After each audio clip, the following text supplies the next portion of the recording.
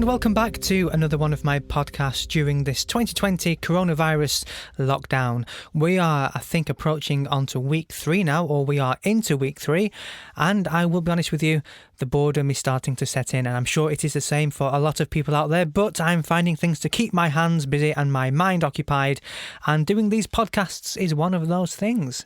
I do hope you've all had a wonderful Easter and bank holiday weekend. I know I have. It has been filled with lots of wine and lots of Netflix. It was also nice to not see anybody out. I'm glad that people have listened to the rules and finally stayed indoors, because it is very important, because the NHS are under a lot of pressure and a lot of stress as it is, and they don't need people going out when it's unneeded and doing journeys and spreading this bloody god-awful virus around when they don't need to. So I do have a guest for today's podcast. In a short while I will be talking to Tasha Wallace, and she's going to be telling us all about how she has found something to keep herself busy and also to help out the NHS, because I did just mention the NHS are under a lot of pressure and are really feeling the strain with this virus, and they are doing all they can. One thing they are desperately short of is PPE. They are working tirelessly and really hard, helping the public and keeping people safe and treating people, all the while putting themselves in great danger of catching this virus because of the shortage of PPE. Now, I do know the government, they are helping, and they are hopefully going to try and get as much as they possibly can to the right people very soon. But Tasha has found a way to not only cure her boredom, but also help the NHS by making scrubs. I know. How amazing is that? Making scrubs. So this is basically taking bits of material, old material, bed sheets, curtains, tablecloths, whatever it is, any bits of fabric that you might have laying around, and making hospital scrubs. Now, this is something the NHS do need, because our nurses and NHS staff, this is one thing they are desperately, desperately short of. So I am eager to find out just what is involved in doing this and what it takes, and also where she found out how to do it. So let's bring on Tasha. So hello, Tash. Thank you very much for joining me today on my podcast. How are you? How is lockdown treating you? Hi, yeah, not bad, to be honest. I'm doing pretty well. Just pretty much normal life for me, just minus McDonald's. Oh, I know, McDonald's. How heartbreaking. You can't get a Big Mac. Can't even get a McDonald's breakfast. I know, it's a nightmare. It feels like my heart's been ripped out and stamped all over. It's mortifying. Problems. I know, even living so close to a local McDonald's as well, you don't even have that smell of burgers in the air. It's horrible. It's horrible. Having to cook for myself. I saw a thing actually the other day, a little homemade McDonald's breakfast. I was like, so tempted. I saw that actually. I was like, yeah. But like, do you really want to do that? And then like, well, it's not as good as the real thing, is it? Exactly. So it's not the same. You want that grease and that cheese stuck to the paper. Yes. Oh, right. Enough of McDonald's, because I'm getting hungry. Same. So you've been very busy, haven't you? You've been doing something which is quite amazing, actually. You've been making scrubs for the NHS. Just tell us a little bit more about that. I have. So basically, my mum has always been like a seamstress and stuff like that. She was very heavily involved in the crafting for the Australian bushfires and stuff like that. So she's in that sort of community, and she sent me an invite to a group called For the Love of Scrubs, Our NHS Needs You. And I have a fair amount of experience in dressmaking, so I was like, why not? So it's a big group of people from all over the country, and we're just trying to make stuff for the hospitals. So it's not just limited to scrubs, it's hats, and we're also making these things called scrub bags, which are like drawstring bags that the scrubs get put in to be washed, basically. Right. So there's like minimized contamination. So that's pretty cool. Brilliant. So Tash, like something I've seen on social media is the like little knitted button things which nurses can use for the masks to kind of alleviate the pressure from the elastic on the ears. Yeah. Is this something your group's also making as well? Yeah. So what some of the ladies in our group are making are like headbands with either like regular buttons or those like knitted ones on to wear underneath the hats. Right. Because all the pressure on the ears and like rubbing, and it's not very pleasant for them. I can imagine. So originally people were putting them on the hats, just like regular buttons, but then they realised that that was a contamination risk because buttons are harder to clean.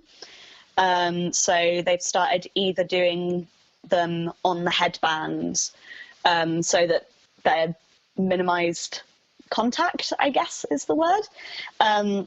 So yeah, that's kind of why they're doing the knitted or crocheted ones. I don't really know much about that bit because I've mostly been focusing on doing the scrubs, but I'm looking to do some hats and things in the next few days. Brill. So are these kind of like surgical hats as such? What you'd call them? They're like the tie back. They're kind of like bandana. Oh things. yeah. I know what you mean. Yeah. Yeah. Just to keep everything out of the way, and So is the kind of like online tutorials on what to make and how to make them and things? Yeah. So if you go on Facebook and search for the love of scrubs, our NHS needs you. They've got like popular topics in the post, so they've got like little tags. So you click on them and there's like scrubs and hats and bags, and you click on there and it'll bring you to all of the patterns and like people's questions or like little cheats that people have found that help them out. And then they're also trying to get people into scrub hubs, as they call them, which is like your local area. Brill. So I am I can't think what it's called right now. Just search it. I'm in the Manchester and East Lancs Scrub Hub. Right. Because I'm in Bolton. But that covers like Salford, Stockport, Trafford, Oldham, Bolton, Wigan, Bury, like all of those areas are by our Scrub Hub. And I think there's over 900 members in the Manchester and East Lancs. So there is actually quite a lot of people taking part. Oh yeah, doing it. There's a lot of us doing it. No, it's brilliant. It's really, because it's something that will alleviate the pressure that a lot of staff and nurses and key working staff, they all have that issue of scrubs and the PPE. I mean, I know there's a massive thing at the minute with PPE and things, but something like people making scrubs will help drastically, will help them so much.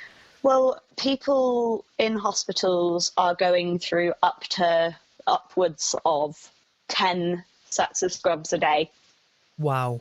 Because they're having to change so regularly, because if there's even the slightest chance that they've come into contact with somebody with COVID, then they're going to have to change before they go to deal with anyone who's on a non-COVID ward or has no signs or, that sort of thing. So they're having to be incredibly careful. If you just take that number of 10 per staff member, multiply that by the average members of staff in a hospital, multiply that by the amount of hospitals in the country, multiply that by 7 days a week, and then keep going. You don't have to be a mathematical genius to work out that it's quite a lot of sets of scrubs, isn't it? It's more than 20. Wow. So a question that is really on my mind, and I'm intrigued about this. What material do you use? So it kind of varies trust to trust. So, for example, my mum is down in Cornwall and they're being very specific about what fabrics they can use, what colours they can use, and this, that and the other. Whereas with our trust, we are literally using bed sheets, like old bed sheets. Brilliant. So we put out posts in our local area being like, hey, if anyone has any old fabric that they don't want, obviously it has to be cotton. Yes. Because of needing to be boil washed, so we can't have anything that will melt. But yeah, so we're basically being like, if anyone has any bed sheets, any cotton, anything that they can give us, that'll be amazing. We've got a fantastic lady who's coordinating the North Bolton part, which is what I'm in. She's called Linda Hopkins, and she's fantastic. Her and her partner are doing all the collections of all the local people with bedding and like quarantining the fabric and then bringing it out to all of us so that we can just cut and make and get on with it. We have some people who are just cutting pieces out to give to the people who are sewing. It's a really good thing. It's kind of getting to be quite a well-oiled machine now.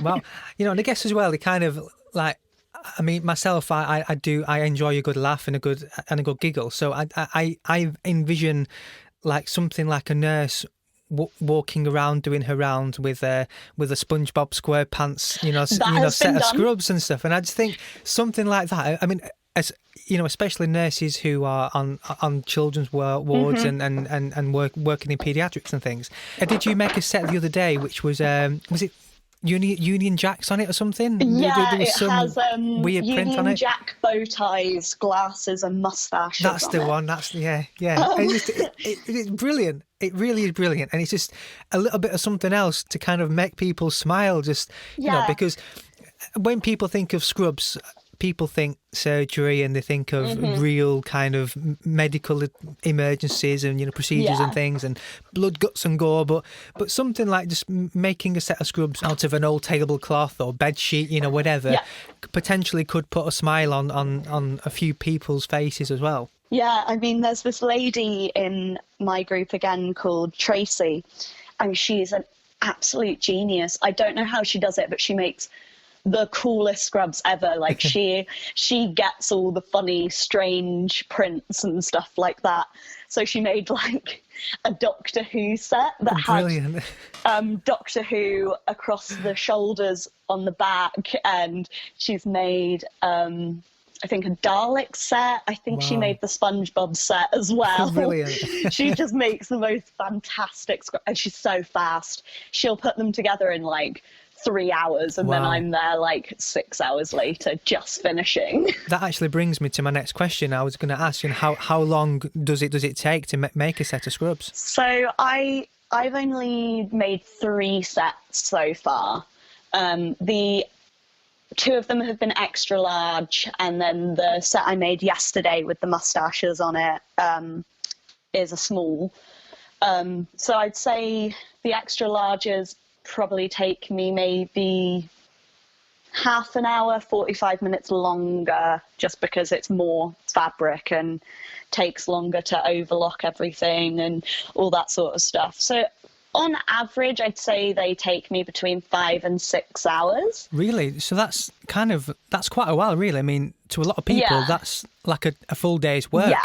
That's like a shift. Yeah. So that's I wasn't expecting that, to be fair. I thought it was going to be a little bit quicker, but it's mostly because you can't just make them. I know that sounds really weird, but like if I'm making something for myself, I don't finish off all the pieces. I don't go around each piece with a zigzag stitch to protect the fabric from fraying and all that sort of stuff. Whereas with these, you have to zigzag stitch around each piece of fabric to make sure no fraying happens, or overlocking. I don't have an overlocker, so it probably would be a bit quicker if I did. So it's like the zigzag stitching and then pressing all the seams, all the interfacing, and pockets. Pockets take forever. Of course, yeah, because they'll need pockets on them as well. Yeah. Wow. I mean, we've mostly been doing patch pockets rather than inset pockets.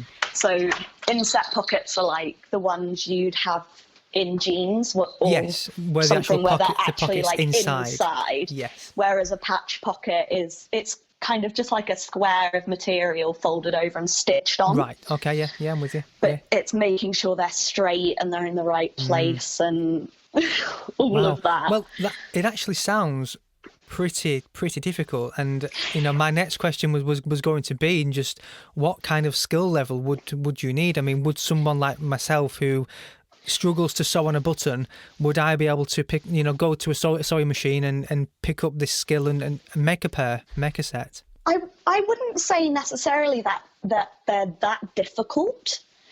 They're just fiddly. There's certain things on it that are fiddly, but they're relatively simple in construction and all that sort of thing. It's just having a vague idea of what you're doing.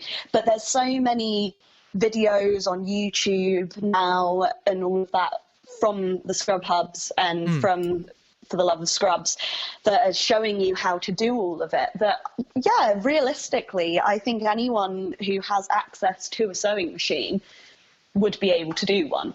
Wow. It just might take a bit longer.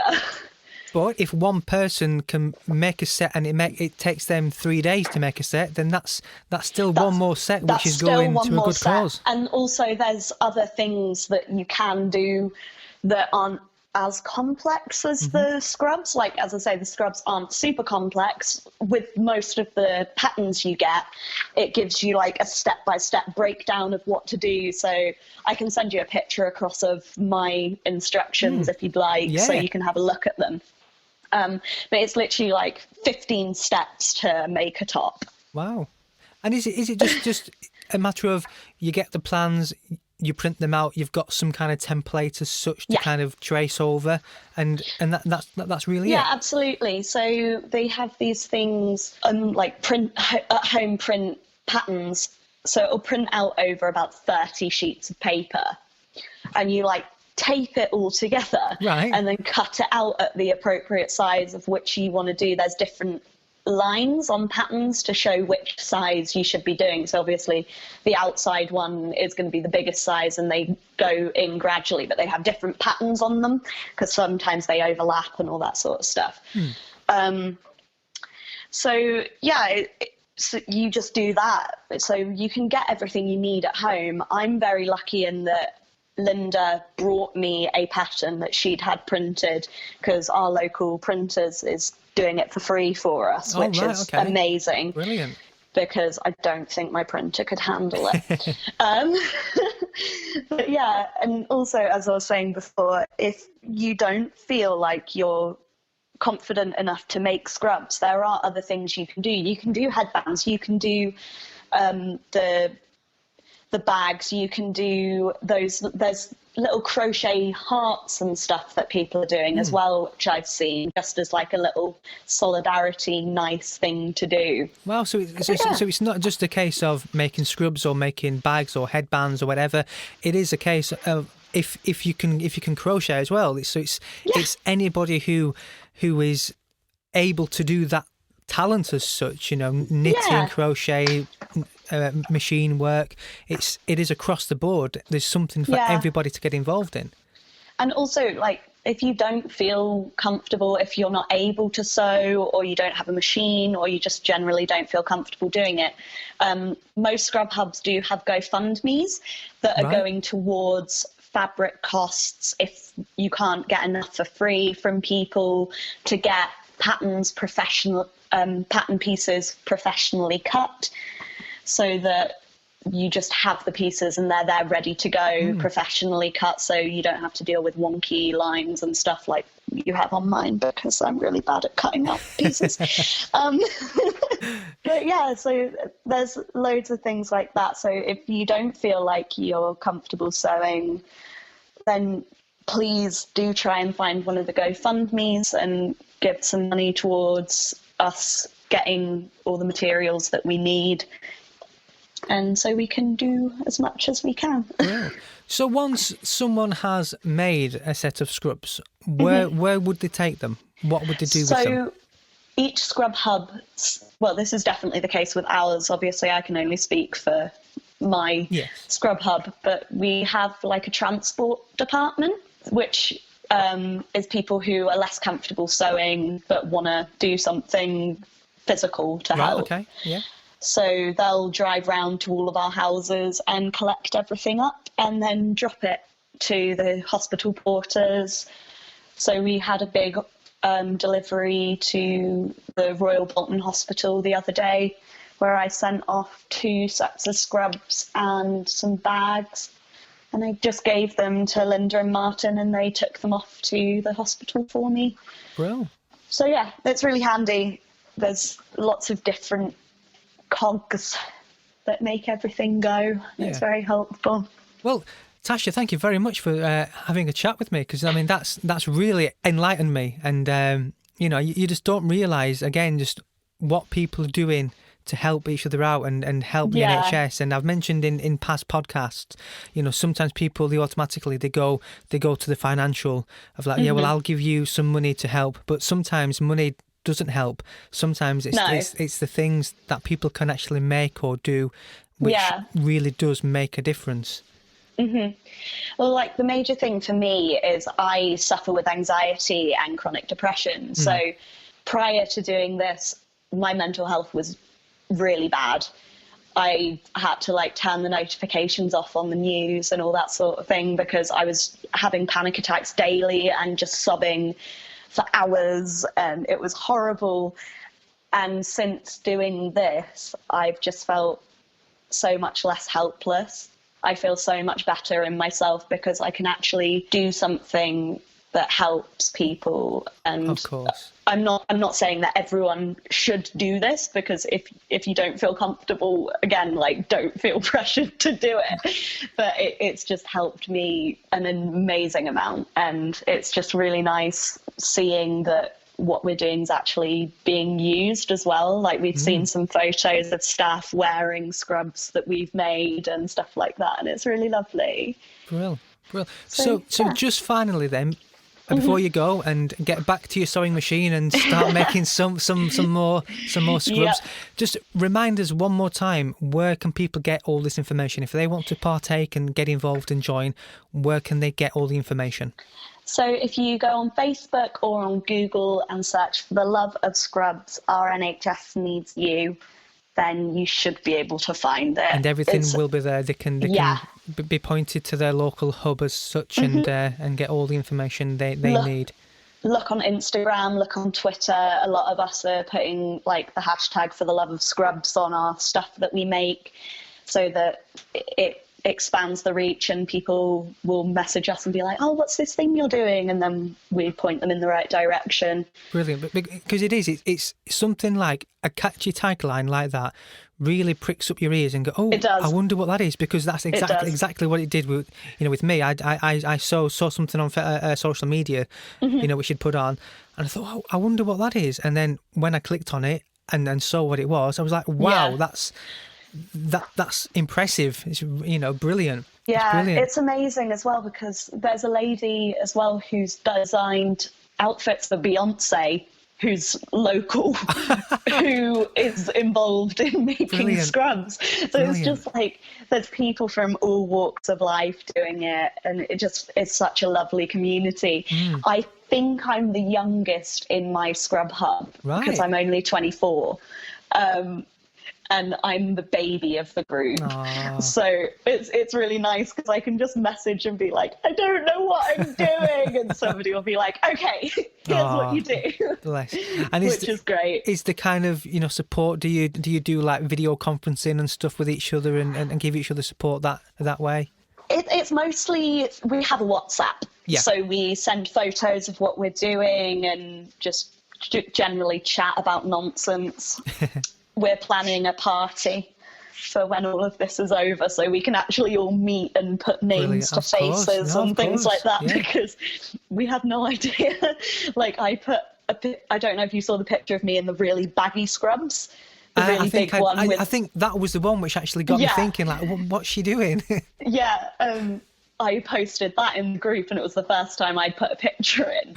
And people were like, oh, it's really nice to see who I'm talking to. Because I'm doing like the inventory. So I'm keeping a spreadsheet of what we've done, so that we can have a vague idea of where we're up to. I think there's nearly 50 of us in our little North Bolton pocket. Right, wow. And I think we've done nearly 500 items in 10 days. Oh, that's brilliant. Wow. So it's a bit mind-blowing when you think of that. How far do you think that would stretch if your group alone is just made 500? How long would you think that would last within the kind of hospital which it's gone to, like a couple of days or a week? I have no idea, to be honest. I think it kind of depends on the quality and like of the fabric and the making, because my first set of scrubs, they were not good. Sounds like there's a story there. I just I had a whole ordeal. I have 3 sewing machines in my house because 2 of them just do not work anymore, apparently. So I've had to borrow one from my partner's grandmother. And it was just a mess. It was really wonky, and I had a lot of problems with the tension on my sewing machine and all that sort of stuff. So I ended up writing a little note in the collar of the scrubs, and I was like, "To lovely NHS person, sorry they're naff, they're my first pair, thank you for everything, love you." Bless you. Because I was just mortified about how bad they were, but I was like, they're good enough to do the job, and I'm sure but they're horrible. Whoever got them, I'm sure they would not mind at all. Yeah, I hope not.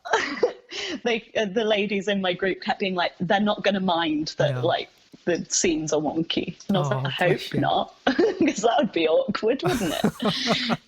Well, Tasha, it's been lovely speaking with you, and a massive well done for you and also all your group for doing something which is extraordinary and actually giving something back to the NHS. You don't realise just how important this is, and just how an old bedsheet or an old tablecloth or an old bit of material can go to such good use. Or even random spools of cotton you've got in your house. Of course, honestly, because I guess, go through so much cotton. I guess colour doesn't have to match, does it? Really, because it's only for joining things. So I'm a big fan of using colour contrasting cotton as well. So how about then, just before you go, all of mine have blue. So just before you go, how about do a big shout out and an appeal to whoever may be listening to this for any fabric material or spools of cotton that people have and they don't want. Where can they send them? Who can they get in touch with and say, we've got this stuff, you can get it from here? Again, I'd recommend joining the For the Love of Scrubs group and just putting on there, I'm from this area, where do I go? What do I do? Because we have lots of people from different areas that will just pop into a post and be like, hiya, this is what you do, this is who you contact. It's good. There's so many people in there that you will get an answer. It would be amazing if everyone could help out. That would be fantastic, and we'd be so eternally grateful to everyone. Brilliant. Well, once again, thank you very much for joining me today and having a chat. Thank you so much for having me. No, pleasure. Our pleasure. So I wish you all the best with your scrub makings. Thank you. Stay safe and look after yourself. You too. And I'll see you when all this is over. You will indeed. You will indeed. Thanks again. See you soon. Cheers. Bye-bye. Bye. So there you go. Very interesting indeed. I, for one, am very fascinated by that. And just once again, somebody doing that extra little bit, or rather a group of people doing an extra little bit to help and support the NHS. Who would have thought an old tablecloth or bed sheets could be turned into something so useful? As Tasha did say, you don't have to be an expert to partake in this. Just something as little as making a bag for a pair of scrubs to go in to be washed is just as important as making a pair of scrubs themselves, or something like the headband that we are seeing nurses wear to stop the elastic from digging into the back of their ears. That's vitally important as well. These are all things that you can do if you only have the basic skills of needlework, sewing, knitting, crochet, whatever. You can help, or even just donating the materials to do it and let somebody else do it. That is just as important as actually making the scrubs themselves. I'm very tempted to have a bash. I've no idea how it is going to turn out, but I don't think they will mind what state they're in as long as they do the job. But I'm pretty sure that my first attempt would be probably unwearable. My first attempt will probably have to go back and let the experts do it. So anyway, that is just about it from me from today. I will be back very soon with another podcast. But before I do go, let's remind you of that very important information that you can use to go and join the community that is making the scrubs for the NHS. So that is the Love of Scrubs. Our NHS needs you. So you can do a simple Facebook search. Just search for the Love of Scrubs and it will come up there. You can join the group and be pointed into the right direction of your community. Google search the love of scrubs and you will get the same results. And again, on Instagram, hashtag the love of scrubs, our NHS needs you, and you will see all the relevant information that you need to get yourself involved with doing that. Once again, Tasha, thank you very much, and keep doing what you are doing because it's really, really, really good. And it's people like you and all your fellow scrub makers that are helping those who are helping us. So that's all from me. I shall leave with my usual exiting speech, and that is keep being safe, keep being careful, and most importantly, keep washing those hands.